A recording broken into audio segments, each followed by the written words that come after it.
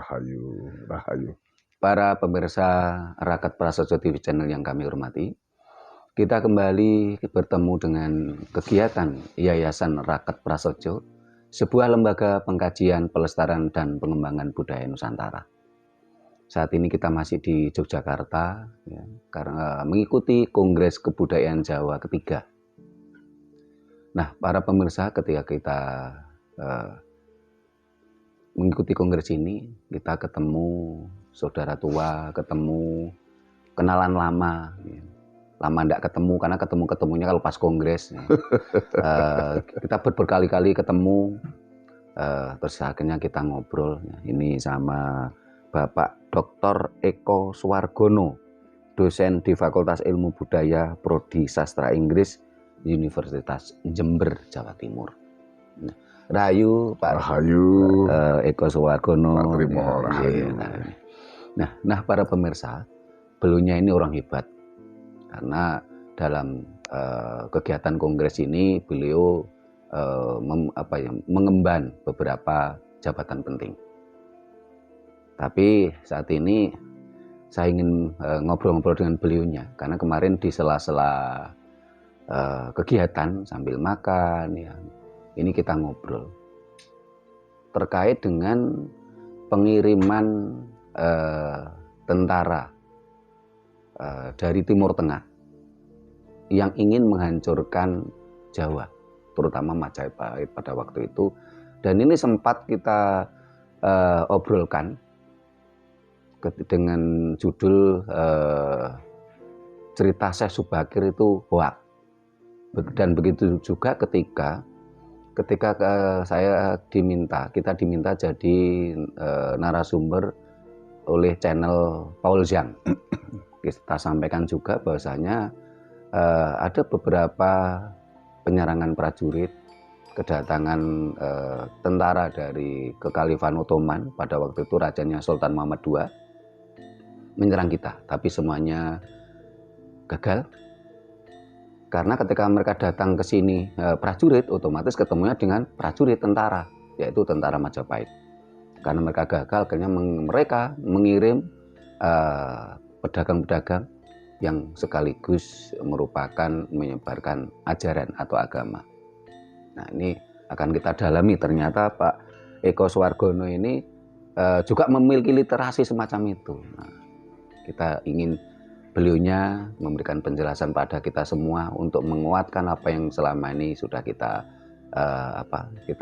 dapatkan, kita terima literasinya atau infonya. Nah, mohon maaf Pak Eko Suwargono. Nah, ini ketika Pak Eko Suwargono tadi cerita tentang pengiriman tentara Timur Tengah ke sini, ini diserat apa dan bagaimana itu lebih tepatnya, lebih detailnya, Pak? Iya.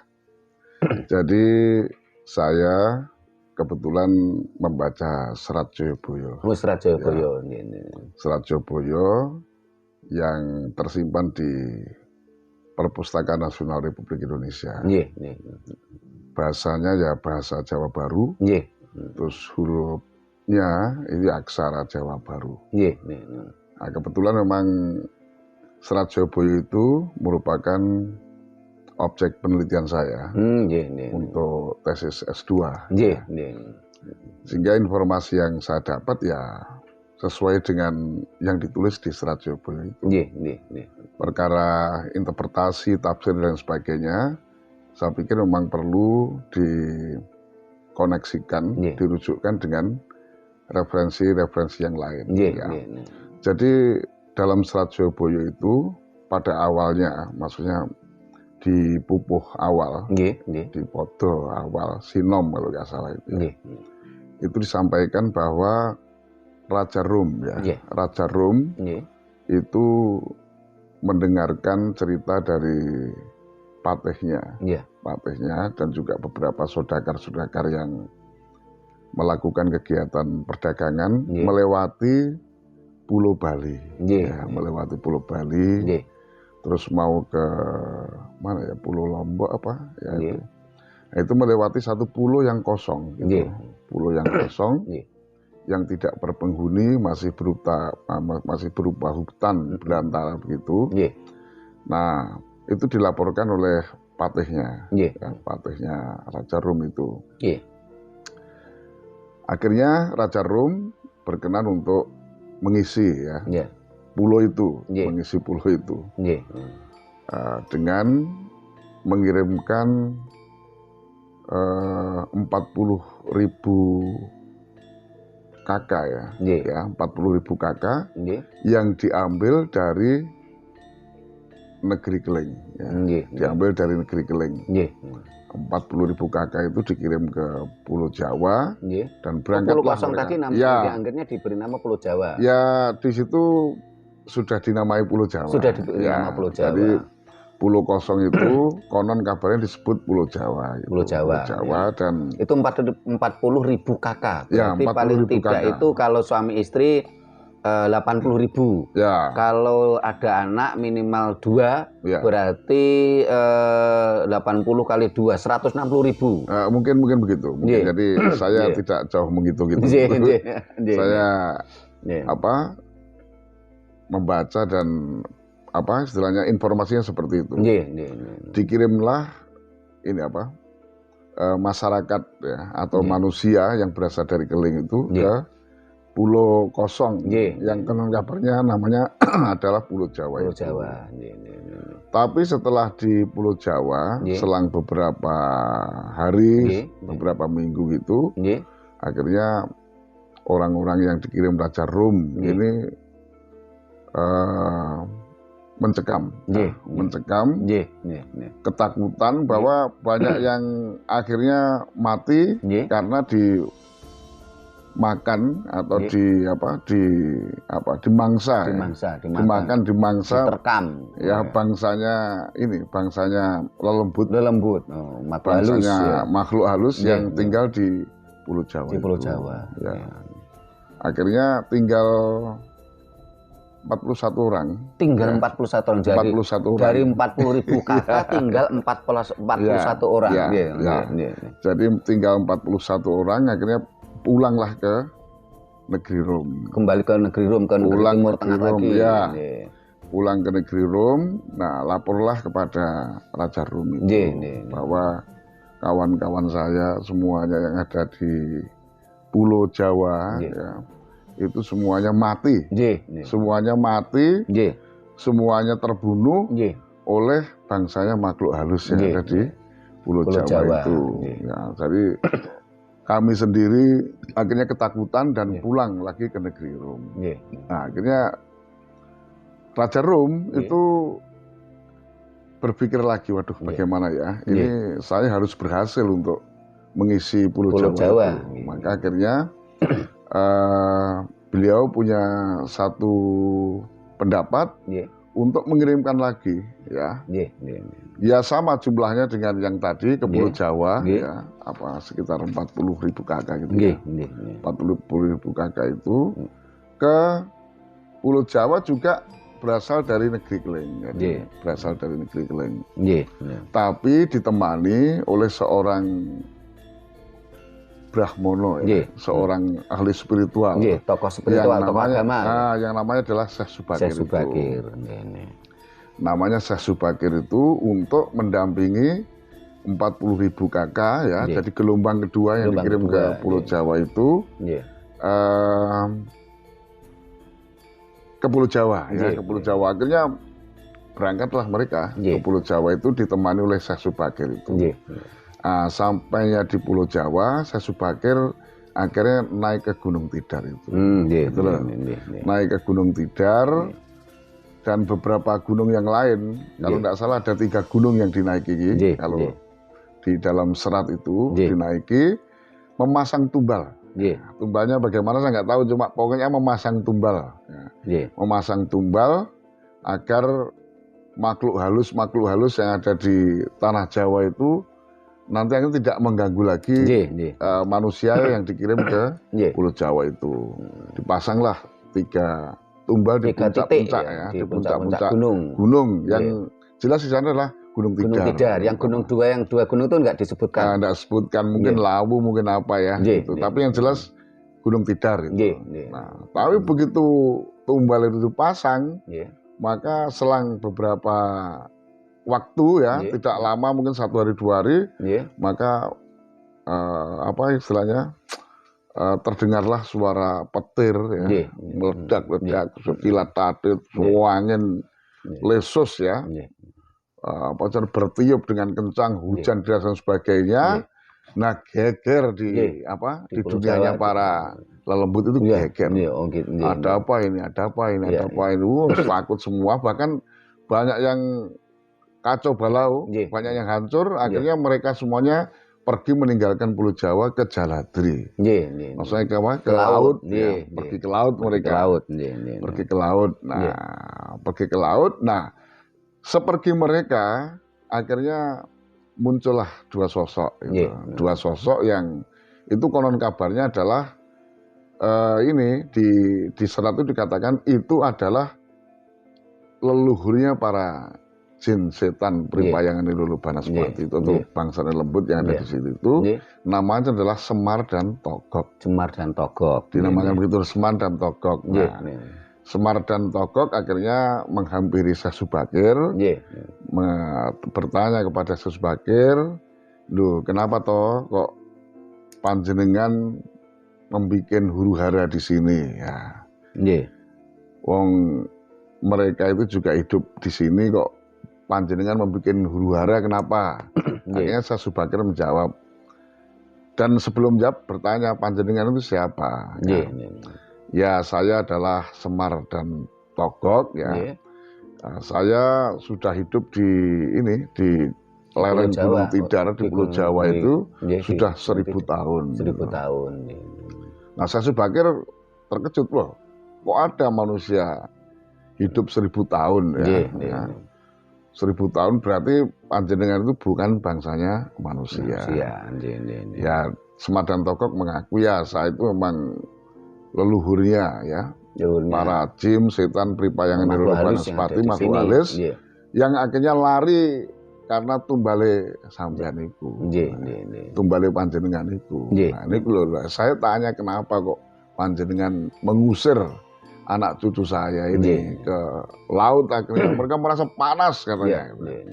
Akhirnya si Syekh Subakir menjawab, ya karena saya itu diutus oleh Raja Rom ya untuk mengisi tanah Jawa yang masih hutan belantara ini supaya terbangun yang namanya kehidupan yang baik ya, kehidupan manusia yang tertata.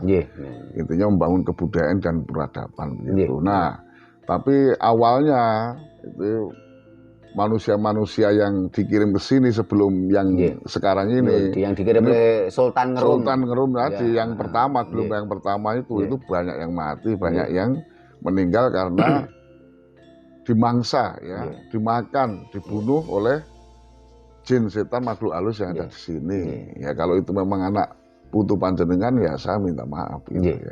Akhirnya saya ke sini dan saya memasang tumbal supaya tinggalnya ini orang-orang Keling yang dikirim di gelombang kedua ini bisa aman, tentram dan membangun peradaban di sini gitu. Nah, terus akhirnya Semar dan Togok mengatakan, ya saya mengerti, saya minta maaf, tapi sebelum itu saya mohon diberi kesempatan untuk bisa mengatur ya, bisa ikut-ikut bersama membangun peradaban dan kebudayaan di sini. Akhirnya Semar dan Togok dan juga Syekh Subakir akhirnya berdialog dan menceritakan tentang ini tahap-tahap terbangunnya peradaban dan kerajaan yang ada di Pulau Jawa sampai Demak ya, sampai Demak, terus sampai ini Ratu Tunjung Putih ya, itu yang keluar dari Alas Ketonggo itu loh, sampai di situ, sampai di situ. Ya itu yang saya tangkap dari Serat Jopo itu terkait dengan episode pengiriman manusia Keling ke tanah Jawa gelombang pertama dan gelombang kedua. Terima kasih Pak Dr. Eko Swargono. Nah, para pemirsa coba sekarang kita analisa ya. Sultan Ngerum, Timur Tengah, ya, mengirimkan 40.000 kakak. Nah, ini 40.000 manusia. Ya. Tentunya yang dikirim itu, ya, analisa kita masih tentara. Kenapa kok kita bisa menganalisa tentara? Karena dengan jumlah yang besar, bergodo sebegitu banyak, itu pasti tentara yang terorganisir. Kalau masyarakat biasa tentunya kan tidak terorganisir, apalagi pada waktu itu. Wong zaman sekarang aja, contohnya zaman Orde Baru. Pemerintah Orde Baru mau ngirim transmigran aja kesulitan kok. Kenapa? Karena tidak terorganisir. Nah, sesuatu yang terorganisir pasti tentara, itu udah pasti. Nah, 40.000. Terus digambarkan pulau ini kosong. Nah, kita analisa nih. Sementara di Pulau Jawa sendiri peradabannya jauh lebih maju daripada Timur Tengah malah. Apa buktinya kok peradaban Jawa ini lebih maju daripada Timur Tengah? Contohnya Borobudur masih berdiri megah, Prambanan. Di sisi lain, ini nampaknya ada sebuah semacam pralambang atau satir atau apa ya istilahnya ya. Karena di sisi lain bisa kita temukan bahwasanya orang-orang Timur Tengah datang ke Nusantara, khususnya di Jawa, itu baru abad ke-14. Nah, sehingga tadi Pak Eko Soekarno juga mengatakan, membaca di buku tersebut, mereka membangun peradaban sampai Demak. Nah, Demak kan baru abad 15. Abad 14 itu ditengarai dengan adanya makam Islam pertama. Siti Fatimah binti Maimun yang ada di Gresik. Nah, ini kalau kita cocokkan dengan literasi lain, ini bagaimana interpretasi atau apa sih analisa Pak Dr. Eko Soehargono ini? Oh gitu ya. Ya jadi memang saya sendiri itu ada tanda tanya besar ya, dalam pikiran saya terkait dengan pengiriman manusia, pengiriman manusia dari negeri Rom, terus setelah itu dari tanah Keling itu ke Pulau Jawa itu. Maksudnya apa dan kenapa kok negeri Rom punya perhatian terhadap itu kan? Itu ada tanda tanya besar. Yang kedua, kenapa akhirnya orang-orang yang dari negeri Rom, jadi yang pertama kali tadi adalah dari negeri Rom. Yang pertama dari negeri Rom. Terus yang kedua dari tanah Keling.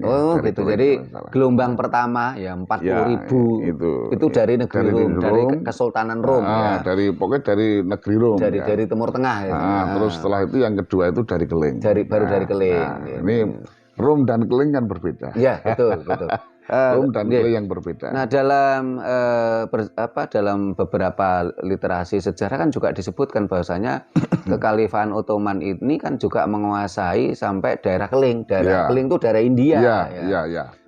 Dengan berbagai, bahkan ada cerita tentang Raja Moghal itu yang merupakan bawahan dari Kekhalifahan Ottoman dari Keling. Yang dikirim ke sini lanjut nih. Jadi itu menjadi tanda tanya besar bagi saya. Terus yang kedua, orang-orang yang dari negeri Rom itu kok akhirnya dibunuh, dimakan oleh bangsanya lembut yang ada di tanah Jawa dan akhirnya balik terus dikirimlah lagi orang dari negeri Keling, dari negeri Keling dan datang ke sana didampingi oleh seorang ulama. Didampingi oleh seorang ulama yang namanya Syekh Subagir itu. Dan ulama inilah yang akhirnya bisa menyelesaikan masalah. Bisa mengusir bangsane lembut, bisa mengusir bangsane jin setan yang memangsa bangsane manusia dan akhirnya bisa mengamankan wilayah Jawa itu, bisa mengamankan kehidupan orang-orang Keling yang dikirim di gelombang yang kedua ini. Di sini memang menurut saya itu ada satu misi wacana besar. Misi wacana besar ya. Atau bisa kita interpretasikan begini Pak Dr. Eko Soehargono, Kesultanan Ngerum ya ke Khalifah Ottoman kirim ke sini 40.000 tentara. Mereka kalah. Karena memang pada waktu itu kan dalam catatan sejarah dunia kan bisa disimpulkan pada waktu itu ada 2 imperialisme besar, yaitu Kekhalifahan Ottoman dan Majapahit pada abad itu, abad 13-14 ya. Nah, mereka ngirim prajuritnya pertama 40.000 kalah, mereka terpecundang lah, kalah. Akhirnya mereka tetap ambisi untuk menguasai Nusantara kan tetap ada ya. Tetapi mereka juga tidak ingin mengorbankan lagi tentaranya. Yang dikirimkan adalah tentara dari kerajaan bawahan, yang dari Keling, dari India. Jadi kalau dia berpikir, oh kalaupun toh kalah, bukan tentara inti dari kerajaan Ngerum, Kesultanan Ngerum, tapi adalah yang dari Keling. Nah di situ didampingi oleh seorang ulama tokoh agama yaitu Syekh Subakir. Sehingga di sini ada sebuah pertarungan ideologi sebenarnya. Ini pertarungan ideologi. Ya, setelah mereka pertarungan ideologi mereka menang ya. Ya memang biasanya ketika bicara sejarah itu kan dicatat oleh penguasa. Sehingga karena mereka menang akhirnya kan mengarang sebuah cerita bahwasanya sebelum mereka kuasai dengan ideologinya, di Jawa ini pulau kosong, banyak makhluk halusnya, demitnya, kan begitu ya. Sehingga akhirnya ya pokoknya yang lalu itu dijelek-jelekan gitu loh. Diinterpretasikan sesuatu yang negatif untuk menjunjung sesuatu yang positif. Ini kan mirip dengan sebagai contoh cerita tentang ini Aryo Penangsang. Nah, kalau Aryo Penangsang versi Mataram, ini tokoh antagonis.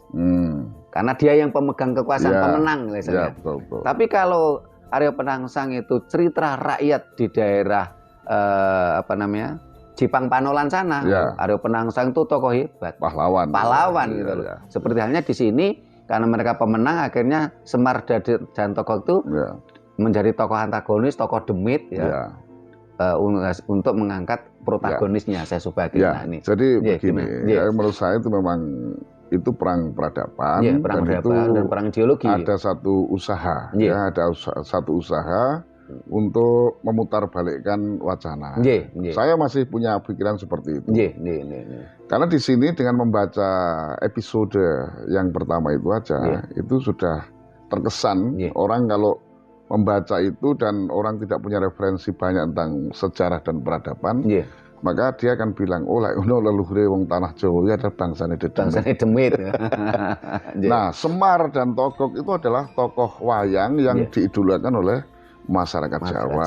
Karena dia adalah tokoh yang sebenarnya juga dewa, yang dia pamongnya para kesatria, sehingga keberlangsungan ketatanegaraan, kepemimpinan dan juga teredukasinya kesatria itu adalah dari spirit yang namanya Semar itu di tanah Jawa.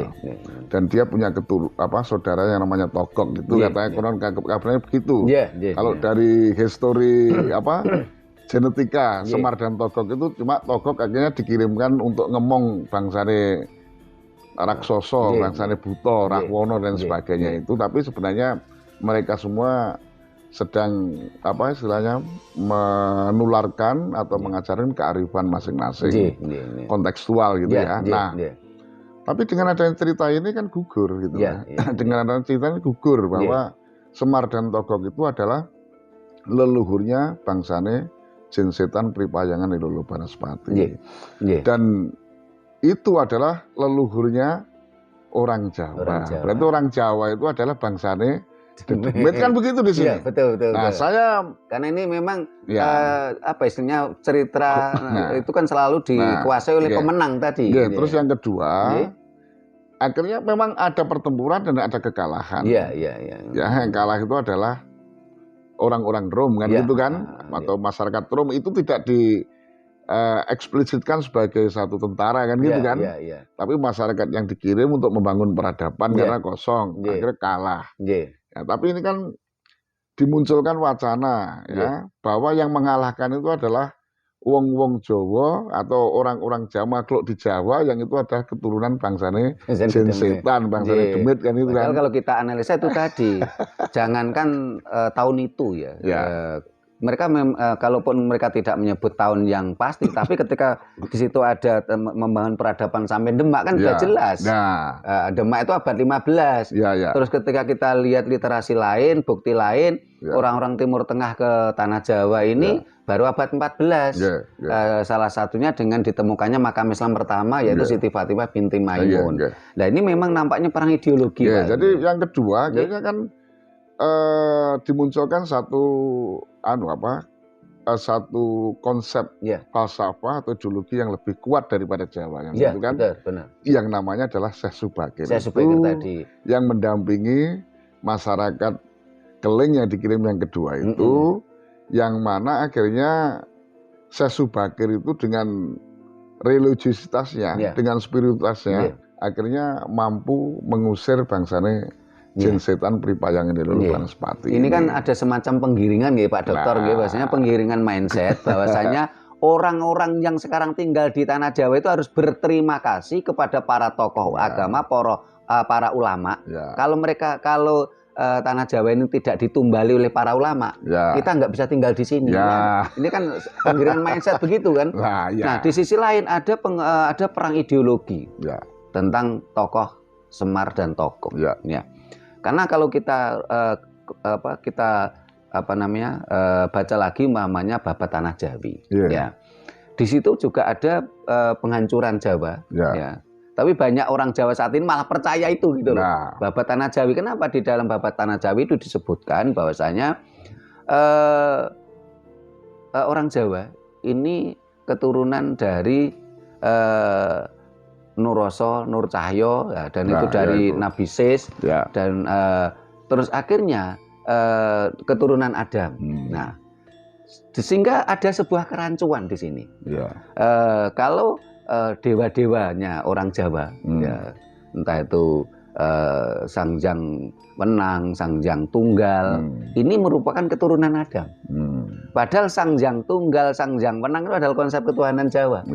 Tuhan itu tunggal, Tuhan itu bukan eka, bukan satu Tuhan itu. Ini kan seolah-olah ini kan juga penghancuran ideologi lagi. Bahwasanya Tuhannya wong Jawa, Tuhannya orang Jawa itu keturunan Adam, dan Adam itu dari Timur Tengah. Nah ini lagi-lagi perang ideologi. Dan juga Semar dan Togog itu dalam pewayangan itu dihancurkan oleh itu tadi orang-orang yang menghancurkan tadi yang dari Timur Tengah tadi. Satu, di sana ada penggiringan mindset dewa-dewa atau konsep-konsep keturunan Jawa itu keturunan Adam. Ini kan penghancuran ini. Masuk Tuhan kok keturunannya manusia gitu loh. Atau barangkali ya memang benar Tuhan itu imajinasinya manusia gitu. Terus kedua, tokoh Semar itu digambarkan orang yang jelek. Orang yang jelek, jadi orang-orang Jawa itu keturunan orang-orang yang jelek. Gitu. Padahal kalau kita lihat dalam berbagai literasi lain, Semar ini kan penasihat raja. Penasihat raja kan berarti apa? Kalau ya Brahmana, ya intelektual, orangnya ya pedih, ya cakap. Kan tidak mungkin penasihat raja kok kayak sekarang umpamanya Watim Pres atau orang-orang yang mendampingi presiden kan tidak mungkin orang-orang yang jelek, tentunya orang-orang yang pilihan. Ya benar.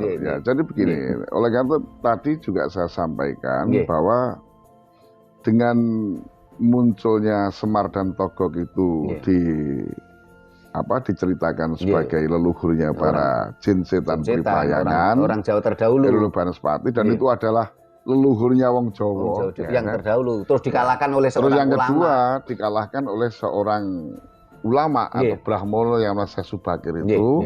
Yang itu dari negeri Rum, dari negeri Rum, utusan Raja Rum. Itu berarti kan kalau orang itu membaca wantah, wantah saja, tidak ada ketajaman interpretasi dan sebagainya, maka pasti akhirnya masyarakat atau orang yang membaca itu akan tergiring. Wah, lek ono ora usah melu wong Jawa, wong Jawa iki keturunane bangsane jin, bangsane demit. Lah Semar-semar sing diagung-agungane wayange Kayak aslinya kan yo leluhure bangsane Demit. Iya, sehingga akhirnya ada tokoh agama yang masa kini masih hidup pun di dalam berbagai ceramahnya, termasuk di channel YouTube-nya itu mengatakan Semar itu Demit katanya. Nah, itu makanya itu ada wacana yang dibangun seperti itu. Sehingga dengan episode yang pertama itu saja, itu akhirnya si pembaca itu akan punya kesimpulan.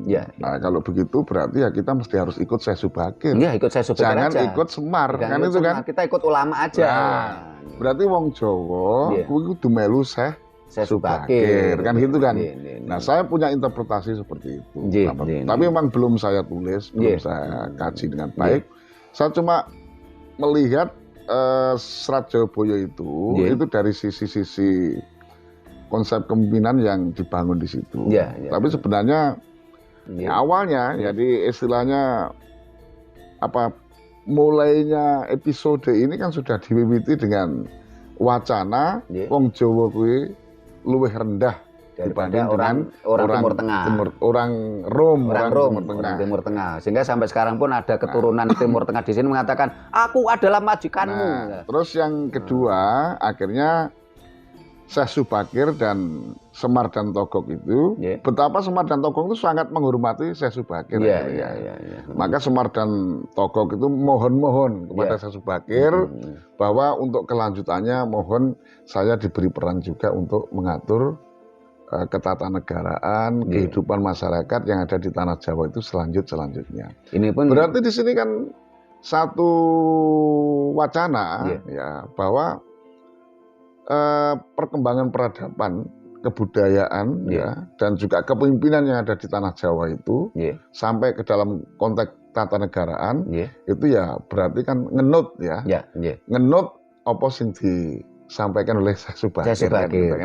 Dari situ pun juga ada sebuah kerancuan, katanya ini Demit. Tapi kok diberi porsi tentang ketatanegaraan. Berarti kan ini ada sebuah kerancuan juga. Ini memang dan memang benar. Setelah kedatangan orang-orang Timur Tengah ke sini, kan ilmu tata negara kita berubah. Yang dulunya kita adalah negara sekuler, jadi ajaran, keyakinan, kepercayaan ini tidak diurusi oleh negara. Majapahit ini kan negara sekuler ya, peradabannya maju. Setelah itu beralih ke Kesultanan Demak, yang berlatar belakang ajaran atau agama. Ini kan mengikuti konsep ketatanegaraan dari Ngerum, sehingga raja-raja Jawa setelah Demak itu selalu ada gelarnya Khalifatullah ing Tanah Jawi, Sayyidin Panetep Panotogomo. Ini kan memang konsepnya dari kekhalifahan Ottoman. Jadi memang wacana yang dibangun dalam teks Jawa itu memang sedikit banyak itu sebenarnya merupakan pengimbang atau pendamping, penguat daripada dakwah-dakwah yang direpresentasikan di situ Syekh Subakir. Kan gitu kan?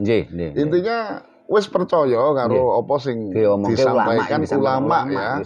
Ojo percaya karo bangsane Semar dan Togog. Karena Semar dan Togog iki iku adalah leluhur bangsane Demit. Orang sesuatu yang antagonis lah ini. Kalau kamu orang Jawa, maka supaya kamu tidak menjadi keturunan atau menjadi hakikat bangsane Demit, maka ikutlah tumbanya Syekh Subakir. Nanti ikutilah ajaran-ajaran Syekh Subakir. Kan begitu. Intinya kan simbolnya kan seperti itu. Perkara di sana ada referensi yang lain memang saya belum mengkaji sampai di sana, tapi paling tidak saya memang punya tanda tanya besar bahwa ini adalah teks pelintiran. Karena pada tahun 1832 itu memang didirikan Japonologi di tanah Jawa itu oleh East Indies oleh pemerintah Belanda. Yang tujuannya Japonologi satu, jadi untuk mendidik para amtenar yang dari Eropa, dari Belanda untuk bekerja di sini supaya bisa memahami secara antropologis, secara kultural tentang masyarakat sini dan sebagainya. Sosiologisnya. Yang kedua itu ada satu kegiatan-kegiatan ini menerjemahkan teks-teks Jawa sesuai dengan kemauan East Indies. Sesuai kemauan interpretasi. East Indies itu. East Indies supaya apa? Supaya nanti kearifan-kearifan Jawa yang secara historis diketahui itu ternyata bisa membangun sesuatu yang luar biasa dalam konteks peradaban dan mereka tidak ingin Jawa itu bangkit lah. Nah, itu ya terkubur gitu. Terkubur dengan ini pelintiran-pelintiran wacana itu gitu. Karena kalau itu bangkit lagi berat sekali bagi kolonial bagi kolonial atau kekuasaan East Indies itu untuk bisa melangsungkan abadi di Nusantara terutama di tanah Jawa ini. Karena mereka tahu bahwa Jawa itu memberikan satu refleksi inspirasi yang luar biasa terhadap terbangunnya peradaban Nusantara itu. Peradaban yang lebih besar. Ya, Nusantara itu. Bahkan karena pada abad ke-7 itu ketika ya di Rally Borobudur disebut bahwasanya waktu itu peradaban kita sudah besar dengan dengan kapal jung yang bisa memuat sekian ribu prajurit. Sementara abad ke-7 itu Eropa masih gelap gulita, baru kenal sampan dan dayung. Ya, jadi begini. Penjajah itu tahu persis, tahu secara antropologis secara historis bahwa yang namanya spirit, ideologi dan falsafah Jawa ya itu memiliki kualitas kebesaran peradaban, kebesaran kebudayaan. Sehingga untuk menghancurkan kita, akhirnya kan pemerintah kolonial pada waktu itu kan membuat grid penduduk Jadi yang warga negara nomor 1 adalah orang-orang Eropa. Warga negara nomor 2 itu adalah orang-orang Timur Jauh. Itu meliputi Arab, India, keling, terus Cina. Sementara pribumi ini warga negara kelas 3. Bahkan dalam berbagai literasi saya pernah baca. Jadi gedung-gedung pemerintah waktu itu ditulisi. Anjing dan pribumi dilarang masuk. jadi kita hanya pribumi itu dianggapnya anjing. Jadi gitu itu kan jelas, Pak Trimo. Jadi jelas bahwa orang Jawa itu selain disamakan dengan anjing, itu juga dianalogikan sebagai bangsa lelembut, jensetan peripayangan Banaspati. Sehingga beberapa hari yang lalu barangkali kita semua dengar ya di medsos, ada keturunan Timur Tengah yang mengatakan, akulah majikanmu, kamu harus nurut aku. Lah anehnya itu loh, bangsa kita kok ya manut gitu loh.